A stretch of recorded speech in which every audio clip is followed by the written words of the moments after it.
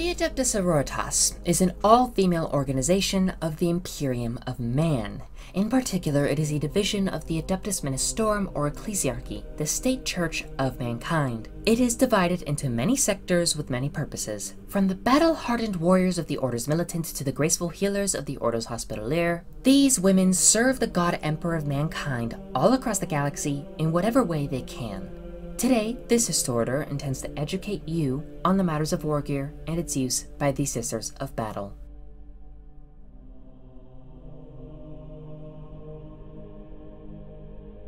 When the Sisterhood was in its infancy during the horrific age of apostasy, they were tricked into serving the tyrannical Goj Vandir, a man with a name so sickening our blessed Imperium ought to tape it to a boot and stamp it out of existence. However, there is one part of his legacy that endures and persists to this day, even after Alicia Dominica, the greatest of the Sisters Matriarchs, took his head: the Adeptus Sororitas power armor. It is based on the same foundational systems employed by the Adeptus Astartes, though it forgoes many features that would require gifts from GeneCDUs. Nevertheless, it does offer the same degree of protection, or at least the closest equivalent a mere mortal can get. Power armor, as far as Sororitas Carapace goes at least, is not something that can be easily mastered. It requires extensive training and experience, demanding that the wearer treats it like a second skin. It is very common to see Battle Sisters with their Carapace on even when out of combat as a result. There is also a variant dedicated solely to the Sister Hospitaliers. It's meant to keep them safe while they treat the wounded in combat conditions. The armor is sealed and treated against toxins or bioweapons, and usually it's coated in incense. As for the helmets adorned by Battle Sisters, most are given the Sabbat pattern Sororitas helm, which has been the standard since Millennium 38. Its visor contains limited psycho-ocular buffering and a full suite for spectrum filtering, which allows the wearer to operate comfortably in otherwise befuddling environments. Dark, foggy, etc., this helmet is perfect for it. There is a variant with the traditional fleur-de-lis of the Sisterhood plastered to the front faceplate. It is an honorable icon meant to distinguish sisters who have performed exceptionally well. You'll often see it among elite groups like the Celestian Squads. Furthermore, the Sisterhood must also have tools for slaying the enemy. The primary weapon you will see any Battle Sister using is that of the Godwin de Oz pattern bolter.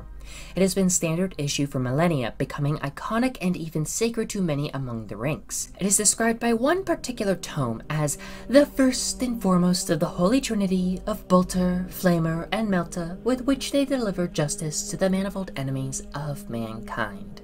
It was designed specifically for the Adeptus Sororitas, being blessed by the Canoness Superiors of various orders. It is earned by all sisters upon becoming a Battle Sister, though they are trained in the weapons beforehand. These firearms are also considered heirlooms, requiring careful maintenance by specialized serfs and servitors. But of course, it is not enough to have martial capabilities. No, the most important tool in any pious warrior's belt is that of their faith. As such, every member of the Sisterhood is given a chaplet ecclesiasticus, a string of adamantine beads bearing religious iconography.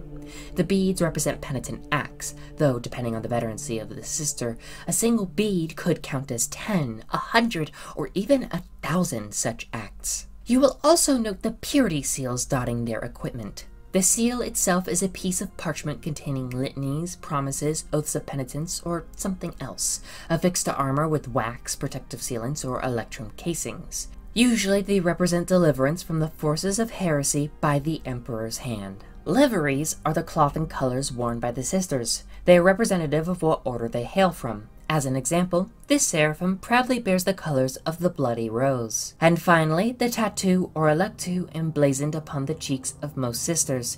They are devotional markings, usually shaped as a fleur-de-lis, but they can vary. These tattoos are a mark of piety, a declaration that they are loyal to the Sisterhood, mankind, and most importantly, the God Emperor. To catch a glimpse of it as a foe means that your death is already at hand, and it will be the last thing you ever see.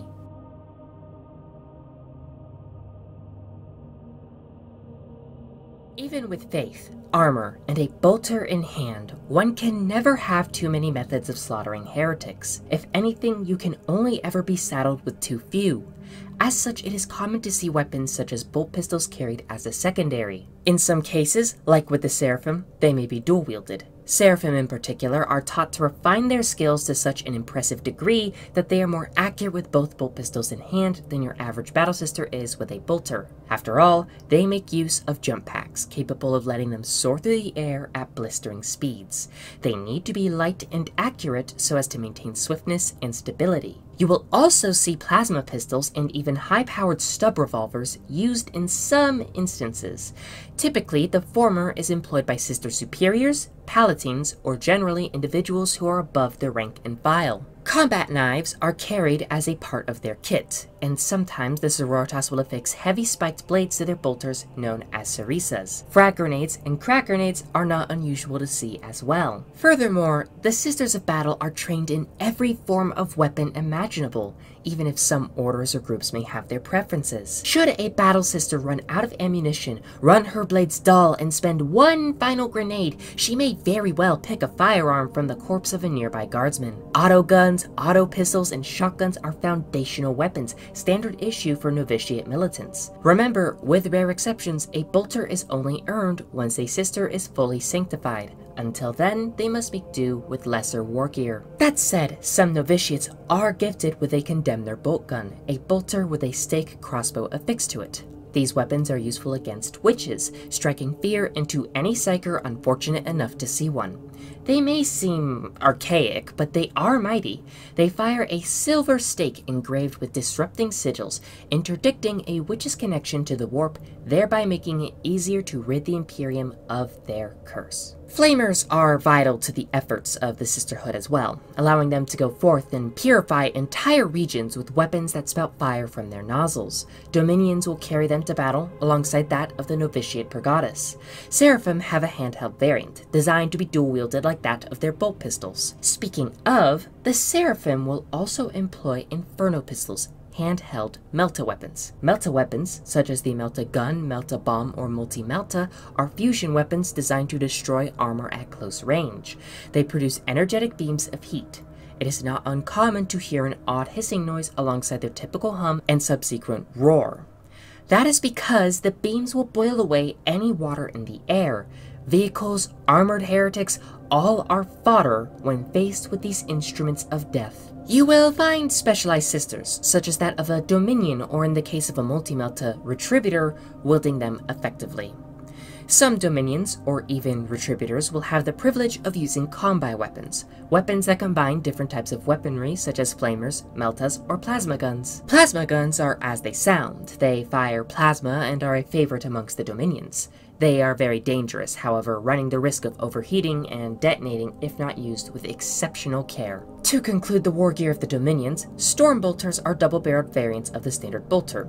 They do require a specialist touch, which is why you see the Dominions using them. That said, although the Dominions have had their time in the spotlight, we have yet to conclude the Retributors' war gear. Recall that the holy trinity of weaponry for the Sisterhood is that of the bolter, flamer, and melta. This is symbolized perfectly with the Retributors, as the heavy bolter and heavy flamer are employed in concert with multi-meltas. Due to their excessive weight and firepower, Retributors require bulkier, specialized armor, with power packs designed to fuel, sustain, or supply their weapons in the heat of combat. They are often over-encumbered as a result, moving slower than their lighter armored counterparts. Sometimes the enemy doesn't deserve a quick end via bolt. Sometimes the enemy persists stubbornly in their filthy existence. Sometimes a more personal touch is needed. The Adeptus Sororitas knows this well, and thus they equip their sisters with the most potent of melee weapons. Starting with the power weapons, these are rare and highly sought after tools. These weapons emit a hazy field of energy that wraps around the impact zone. As an example, a power sword will emit energy around the blade, allowing it to carve cleanly through even the toughest of armor. In fact, the power sword is the most common form of power weapon distributed around the Sisterhood, often seen with Sister Superiors and beyond. But power fists, power mauls, power spears, and beyond are seen in rare instances. The chainsword, on the other hand, is its own weapon entirely. It is a sword with powered teeth running along a single edge. It is similar to a chainsaw, and thus comes the name. The Sisterhood loves to employ a larger two-handed variant known as the Eviscerator. They are heavy, tiring to use, and quite unwieldy, but their power more than makes up for it. It doesn't matter how armored you are, how much flesh you contain on your person, you are not but food to an Eviscerator. It is typically seen in service of the Sister Repentia. For the most part, it cannot be used in combination with another weapon given its size and weight. On another note, some groups in the Sisterhood, such as the Celestians, will carry shields alongside that of their melee weapons and sidearms. In particular, the Storm Shield, which is a large tool capable of projecting an energy field that bolsters the physical element. In some cases, you will see them holding a Praesidium Protectiva, a shield constructed from layers of armoplast and ceramite. They are rumored to contain small fragments of armor originally worn by the God Emperor himself. However, with the Lord Regent's blessing, and in the name of remaining objective, the legitimacy of such a claim is questionable at best. The war gear of the Sisterhood is legion and diverse, so diverse, in fact, that this Historiter couldn't even dream of covering it all. However, these are a handful of important devices or items you may see on the field of battle. Many elements of the Sisterhood like to carry blessed standards, banners that are blessed many times by the prioress of a convent. Similarly, some sisters known as Imagifiers will carry a tool known as a Simulacrum Imperialis. It is a large staff bearing the bones and likeness of some ancient saints.